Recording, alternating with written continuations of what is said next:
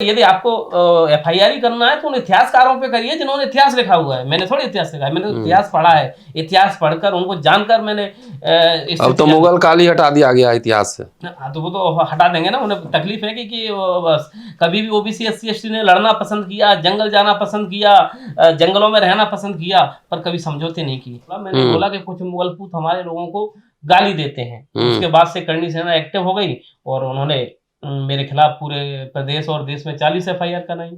अब अबे उनको इतना तो अकल होना चाहिए कि मैंने मुगलपूत बोला है, आपकी जाति का नाम थोड़ी लिया है। इसका मतलब कहीं ना कहीं सिद्ध होता है कि आपके रिश्ते कहीं मुगलों से रहे हैं। ये केस तो मेरे पास ऐसा बनाया गया भिंड जिले में, जब प्रीतम लोधी को बीजेपी से निकाला गया था तो उसको लेकर मेरा गृह जिला भिंड जब हम लोग लेके गए थे तो पुलिस ने ऐसा षड्यंत्र के साथ बनाया कि इन लोगों ने हम पर बम फेंके।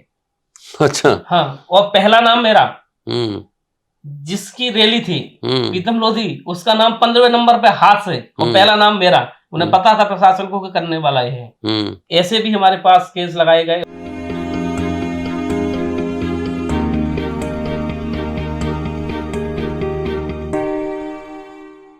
दोस्तों, रतनलाल बोल रहा हूं और आप देख रहे हैं अम्बेडकरनामा।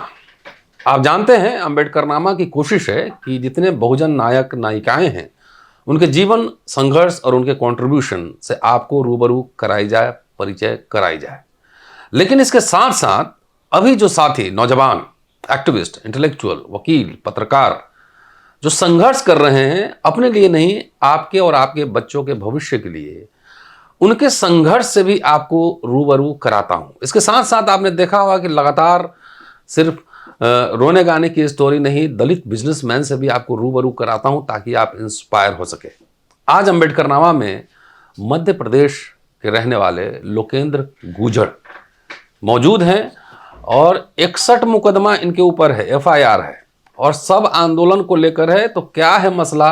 मध्य प्रदेश के हैं। मध्य प्रदेश में ओबीसी आंदोलन इधर कुछ दिनों में काफ़ी उभार पर आया है, काफ़ी एक्टिव हुए, लाखों की संख्या में लोग सड़क पर आए हैं अपने हक हकूक के लिए। मामला कोर्ट में भी है, राजनीतिक रूप से भी लड़ा जा रहा है।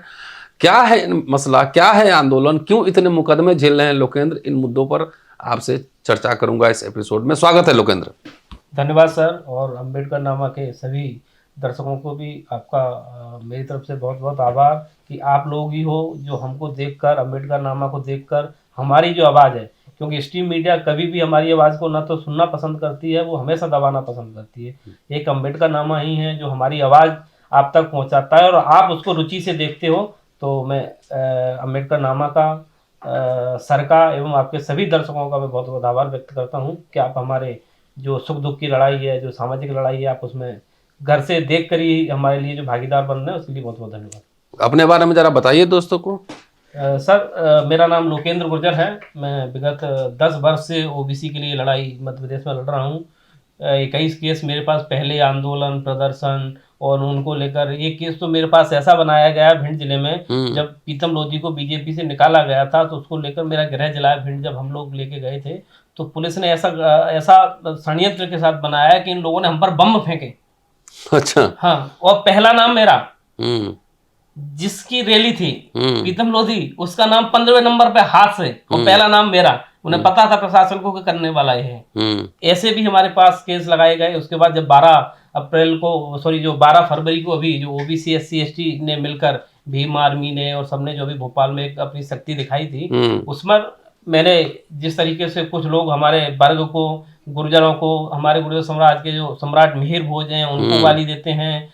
मध्य प्रदेश के मुखिया शिवराज सिंह चौहान जी ओबीसी से आते हैं, उनको लोग गाली देते हैं। आपके ही दिल्ली से वो गिरफ्तार हुआ था। ऐसे ओबीसी के हमारे बाबा साहब को गाली देते हैं, संविधान को गाली देते हैं। वो किसी को नहीं मानते। क्योंकि कौन लोग हैं वो? सर वही लोग हैं जो मनुवादी हैं, जो ओबीसी एससी एसटी के खिलाफ हैं। जब मैंने वहीं पे ये सब चीजें बोली, मैंने कभी भी किसी जाति के बारे में नहीं बोला। मैंने बोला कि कुछ मुगलपूत हमारे लोगों को गाली देते हैं। उसके बाद से करणी सेना एक्टिव हो गई और उन्होंने मेरे खिलाफ पूरे प्रदेश और देश में 40 एफआईआर कराई।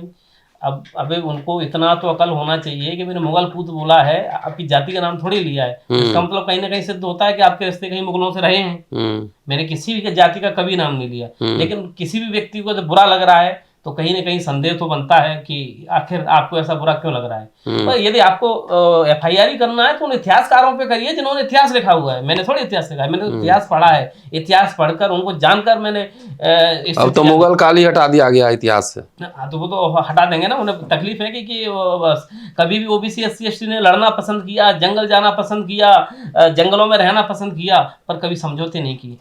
जब समझौतावादी होते हैं ना, जब उनका इतिहास और चरितार्थ जब बाद में जब प्रकाशित अभी हो रहा है ना, तो लोगों को तकलीफ हो रही है, इसलिए वो ऐसी चीज़ों को हटा रहे हैं।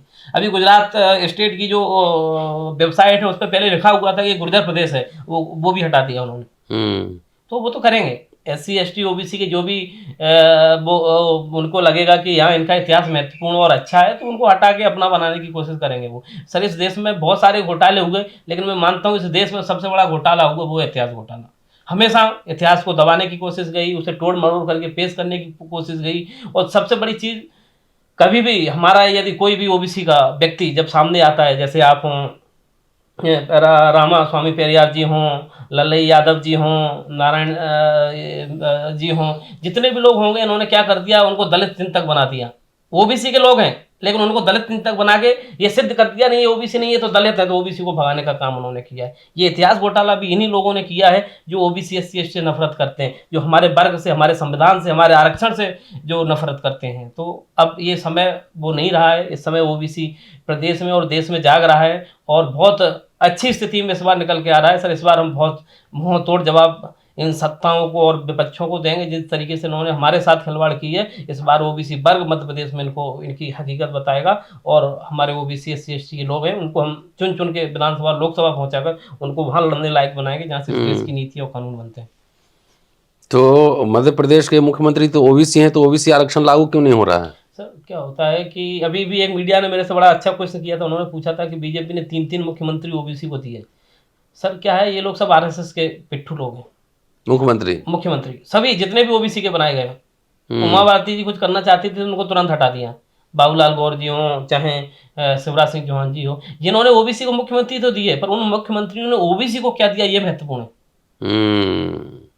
खाली एक को राजा बना दो, बाकी का गला काट लो, कर लो, और उनके नाम पे आप राजनीतिक रोटियां सेको, उनसे उन्हीं से अपनी दुश्मनी करवाओ, उन्हीं से आप अपने ऐसे निर्णय दिलवाओ कि OBC के निर्णय OBC के ही लोगों से दिलवाना। अभी जैसे मध्य प्रदेश में आपने देखा होगा, अभी एक मेरी पिटीशन थी MP हाई कोर्ट में कि हमारी 65 याचिकाएं सर इस मध्य प्रदेश के हाई कोर्ट में लंबित हैं। सर 5 साल हो गए, 2018 सब OBC रिजर्वेशन को लेकर, सब OBC रिजर्वेशन को लेकर 65 याचिकाएं हैं। हमने उसको कहा कि आप लोग पेंडिंग डेट पे डेट बढ़ाए जा रहे हैं, इसकी अलग से एक निष्पक्ष बेंच बनाओ।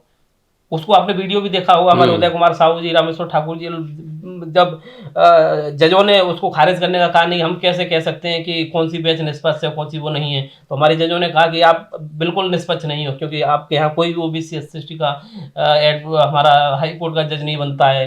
उदय कुमार साहू जी का वीडियो आपने देखा होगा। मतलब फाइनली इन दोनों जजों ने माइक बंद करा दिया, ये स्थिति है। लेकिन हमें इस बात की बड़ी खुशी है कि पहले वकील बोलने से डरते थे कहीं हमारा रजिस्ट्रेशन कैंसिल ना हो जाए, हमको जेल ना चला जाए। लेकिन आज हम लोगों ने सबने मिलकर ऐसे पागल पैदा किए कि उस रोड पर तो लड़ते लड़ते साथ में हाई कोर्ट, सुप्रीम कोर्ट में भी लड़ने का काम कर रहे हैं। कल हम उसी पिटीशन को सुप्रीम कोर्ट में भी फाइल कर रहे हैं। आज हमारे रात में सभी वकील दिल्ली आ जाएंगे। कल हम कोई अच्छा सा वकील ढूंढ के उस पर SLP लगाएंगे और इसको हम हाई कोर्ट में नहीं, इस देश की लड़ाई इसको हम बनाएंगे। किस तरीके से हमारे OBC SC ST के साथ अन्याय किया जाता है, हमारे लोगों को क्यों आपके इसमें जुडिशरी में हमें महत्व नहीं दिया जाता है, आपको पूरा रिजर्वेशन दिखता है, आपको क्यों कॉलेजियम सिस्टम का रिजर्वेशन नहीं दिखता है, आपको क्यों 200 परिवारों का रिजर्वेशन क्यों नहीं दिखता है, क्यों आपको द्विवेदी, त्रिवेदी, चतुर्वेदी का रिजर्वेशन नहीं दिखता है। आपको सिर्फ वो दिखता है कि थोड़ा सा हमें एजुकेशन में और थोड़ा सा हमें नौकरी में कहीं रिजर्वेशन मिल जाता है। वो भी तो अब खत्म हो रहा है निजीकरण को लेकर। बिल्कुल हो रहा है ना सर। तो अब हमें इनका भी रिजर्वेशन खत्म कराना है कॉलेजियम सिस्टम पर। अब हम वहाँ पर वही लोग इस आगे चल के वो हाई कोर्ट के, सुप्रीम कोर्ट के जज बनेंगे जो काबिल होंगे, जो पढ़े लिखे होंगे, जिनमें डिसीजन करने की क्षमता होगी। वो लोग जज नहीं बनेंगे जिनको अंग्रेजों ने कहा था कि इनमें न्यायिक क्षमता नहीं है। तो ये जो आपने पिटीशन डाला है, 65 पिटीशन कर रहे हैं ना जी, उसको एक साथ क्लब करने के लिए हमने पिटीशन लगाई थी, एक अलग से बेंच बनाने के लिए पिटीशन लगाई थी। तो उसमें क्या क्या मुख्य मांग थी? हमारी ये मांग थी कि जो भी हमारे OBC से रिलेटेड सुनवाई है, कभी कल होती है, कभी परसों होती है, कभी क्या होता है कि सर हमारे वकील, हमारे पास पैसा नहीं है। मैं आज आपके माध्यम से उन वकीलों को बहुत बहुत धन्यवाद करता हूं कि कभी भी उन्होंने हमसे 1 रुपए नहीं लिया है। सिर्फ हमने रिक्वेस्ट करी थी, सर 60 वकील, 70 वकील एक सुनवाई में खड़े होते थे। जब हम सुनवाई के लिए, मैं अभी तो जो कोविड के बाद से, जो कोविड के बीच में जब उस समय पूरी सुनवाई जब मैं जाता था ना, हाई कोर्ट का जज कहता था कि वो लोग के अंदर आ रहा होगा पागल, कम से कम उसके साथ 60 70 वकील आ रहे होंगे। वो पूरा बेंच खाली करा दिया करता था, पूरा कोर्ट रूम खाली करा दिया करता। वो हमने इस संघर्ष से वो लोग पैदा किए हैं कि वो लोग अपना पैसा लगा के, अपना समय देकर वो हमारे ओबीसी की लड़ाई लड़ने सब लोग वकील आते थे। लेकिन क्या होता है कि आजकल है, कुछ केस की परसों हैं, तो सर कितनी बार लोग, कभी ग्वालियर से है, कोई इंदौर से है, कुछ जबलपुर के हैं, वो तो खड़े हो जाएंगे, लेकिन उसमें हमारी ताकत नहीं बन पाती। हमने कहा इनको एक साथ क्लब करके एक निष्पक्ष बैच बनाओ, जिसमें हमारे आप ओबीसी का मत रखो, SC ST के भी, तो आपको लग रहा है कि ओबीसी का व्यक्ति ओबीसी का भला कर देगा, तो आप ना तो सवर्ण जाति के उसमें कोई भी जज रखो, ना ओबीसी के रखे, आप हमारे SC ST के जो भी जज है उनकी बेंच में आप हमारी सुनवाई करवाइए, और फास्ट सुनवाई करवाइए। कम से कम अब हमारा साल, कम से कम 5 साल हो गया, तो हमारा इसी साल में हमारा पूरा फाइनल हो जाए कि हमको मिलना है या नहीं मिलना है, हमारी आगे की क्या मिलना है, मतलब रिजर्वेशन को लेकर? रिजर्वेशन वो तो सरकार ने कुछ किया था, बाद में कोर्ट में लटका दिया। नहीं, कुछ नहीं सर, तारीख पर तारीख बढ़ाते जा रहे हैं। सर्वे रिपोर्ट मांगी थी, अभी तक सरकार ने कोई सर्वे रिपोर्ट प्रस्तुत नहीं तो सरकार कोर्ट में क्या कह रही है? सरकार कुछ नहीं, तारीख पे तारीख बढ़ा देती है। हर बार जाता है, बोला आज इस बार इसके आगे 1 तारीख और बढ़ा दीजिए, 2 महीने की तारीख और बढ़ा दीजिए, हमारा डेटा कलेक्शन का काम चल रहा है। अरे अब तो बिहार में भी जातिगत गणना शुरू हो गई है। आप मध्य प्रदेश में अपने आप को मध्य प्रदेश में ओबीसी के मुखिया कहते हो, आप भी कराइए ना जातिगत जनगणना। भाई हाई कोर्ट ने आपसे क्या 3 चीजें मांगी हैं? इस मध्य प्रदेश में ओबीसी की जनसंख्या कितनी है, इस मध्य प्रदेश में ओबीसी के अभी तक प्रेजेंट कर्मचारी कितने हैं, और इस समय तक जो 14% रिजर्वेशन था उसमें से सीटें कितनी खाली बची हैं, ये डेटा प्रस्तुत करो। आप वो कर नहीं पा रहे हो। अब जातिगत जनगणना करा दो ना, क्या दिक्कत है? अब तो बिहार ने शुरू कर दिया ना। आपके पास तो आरएसएस बीजेपी तो चाहती है कि नहीं हो जाती जनगणना हो, तो बीजेपी सरकार ने तो सुप्रीम कोर्ट में हलफनामा दिया था। मैं बिल्कुल आपकी बात से बिल्कुल इस बात से सहमत हूं। तो ये चेहरा भी तो उजागर होना चाहिए आरएसएस का, कि आप हमारे मुख्यमंत्री को ओबीसी का नाम लेके वोट तो लेते हो, लेकिन आप ओबीसी के लिए काम नहीं करने देते हो, तो हमें आपकी ऐसी सरकार की जरूरत नहीं है। तो चौहान साहब काम करना चाहते हैं? वो कहाँ करना चाहते हैं? उनके ऊपर डंडा इतना है, वहाँ पे चारों साइड उनके द्विवेदी, त्रिवेदी, पांडे ये सब बिठा रखे हैं, वो काम करते हैं, उनको गाइडलाइन से वो काम करते हैं। आरएसएस के जो वहाँ से उनके जो पूर्णकालिक रहते हैं, वो उसमें अपने मुख्यमंत्री भवन में बैठ के सरकार को चला रहे हैं, वो कंट्रोल में रखते हैं। तो आपके साथ और कौन कौन लोग हैं?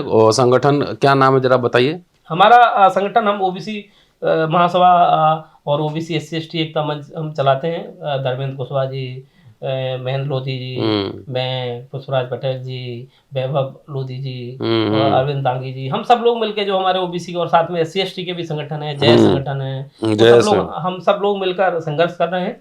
और सर कहीं ना कहीं जो भी हो, फांसी हो, सजा हो, गोली मारी जाए, पर हम डरने वाले नहीं हैं। यदि लोकेंद्र गुर्जर एक मर जाएगा तो इतना तो सर इतना कर लिया है कि मेरे मरने के बाद 100 लोकेंद्र गुर्जर और पैदा हो जाएंगे।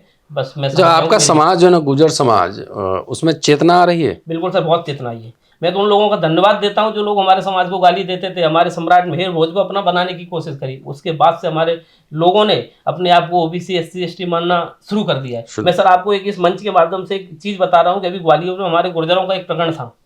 पहले गुर्जर क्या करते थे कि नहीं गुर्जरों के मंच पे देंगे। सोचो, उन्होंने कहा कि नहीं लोकेंद्र भाई, हम ओबीसी SC ST के मंच पे पूरा ओबीसी SC ST को साथ में लेकर गुर्जरों को मामला है, लेकिन हम ज्ञापन सिर्फ ओबीसी SC ST को लेकर दें। ये गुर्जरों के गांव के लोगों में जन चेतना है। वो लोग जब तक ओबीसी SC ST सबके नेता नहीं आ जाते तब तक गुर्जर समाज ज्ञापन नहीं देता है सर। ये क्योंकि ये देखा गया ना, दिल्ली NCR में जो ऑब्जर्वेशन है कि गुर्जर समाज बीजेपी को वोट देता है, नेता भी गुर्जर समाज के बीजेपी में है। नहीं, हमारे यहाँ मध्य प्रदेश में लेकिन वो परिवर्तन आ रहा है। हमारे यहाँ मध्य प्रदेश में बहुत अलग स्थिति है। वहाँ का चाहे गुर्जर हो, चाहे यादव हो, चाहे लोधी हो, चाहे कुशवाहा हो, सब बहुत जागृत है। इस बार सब मिलकर तय करेंगे कि क्या करना है। चलिए, 61 मुकदमे झेल रहे हैं, 65 केस है मध्य प्रदेश हाई कोर्ट में। ये सब अपने लिए नहीं, सामाजिक न्याय के लिए, आपके और आपके बच्चों के भविष्य के लिए। लोकेंद्र जैसे लोग, धर्मेंद्र कुशवाहा को भी आपने अम्बेडकरनामा पर सुना है, महेंद्र लोधी को भी सुना है, तमाम ऐसे लोगों से हम आपको मिलवाते रहते हैं। इसलिए वीडियो पूरा देखिए, शेयर और सब्सक्राइब करते रहिए और लोगों में जागरूकता फैलाइए अपने हक हकूक़ के लिए। शुक्रिया। जय भीम।